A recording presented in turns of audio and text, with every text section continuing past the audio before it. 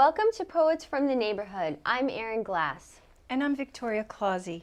We hope you enjoy the poems we'll be reading to you today, poems that were written by your friends and neighbors.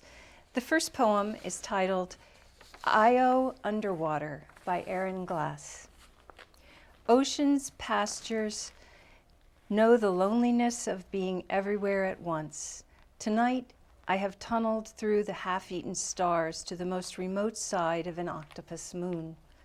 This poem is a letter to tell you there is no home for us here either, or time enough to love without the fear of being too much or not enough of one thing. How do I say it? In this language, there are no words for how a cloud collapses, no road through the volcanic plumes, no sleep to close the peacock's eye. If you need me, I'll be this, dragging the past and painting it blue. But like the tooth that plunges out from the narwhal's head, I cannot tell you why. Desert Dark Child by Susie Sims Irvin. Desert Dark Child, running knotted joints toward speeding tourist bus, drawn as a gnat to twin beams of light. Desert Dark Child, trailing red tatters from your slender mast, bleeding your purpled shadow, lengthened to absurdity, into still warm sands, stretching spindly fingers to gather to your tiny breasts bouquets of cascading nothingness. Desert Dark Child, I hear the silence of your futile cry, mimic echoes of this barrenness. I feel the frailty of your dirty fingernails scrape deep trenches across my hollow heart. My desert dark child.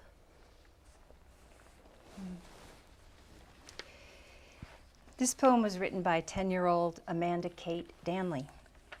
Raise your hand if you aren't here.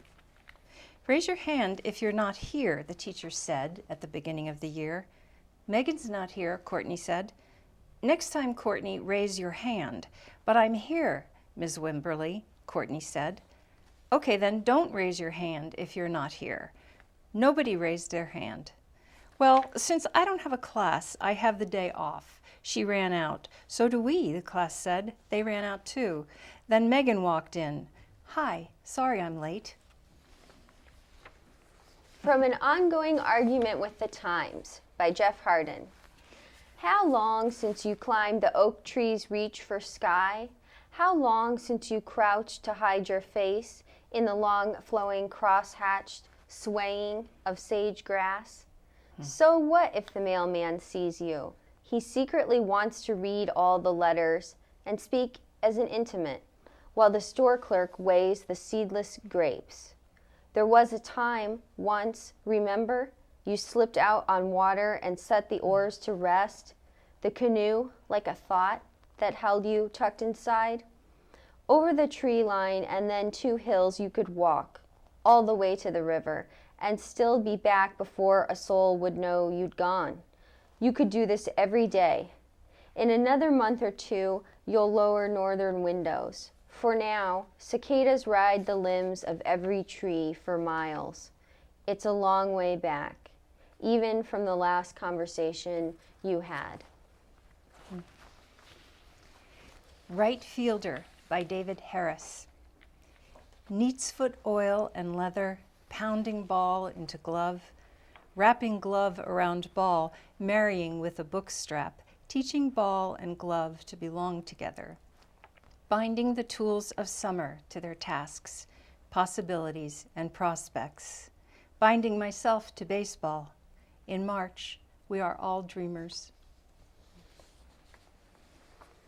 This poem was written by 9-year-old Amanda Danley. Spring. Trees beautiful with blossoms and fresh green leaves. Ponds full of tadpoles and frogs. Grass, wheat, and dandelions all waving in the wind. Raining day after day, but finishing in beautiful spring colors of a rainbow. Thank you for watching. We hope you'll join us again soon for Poets from the Neighborhood.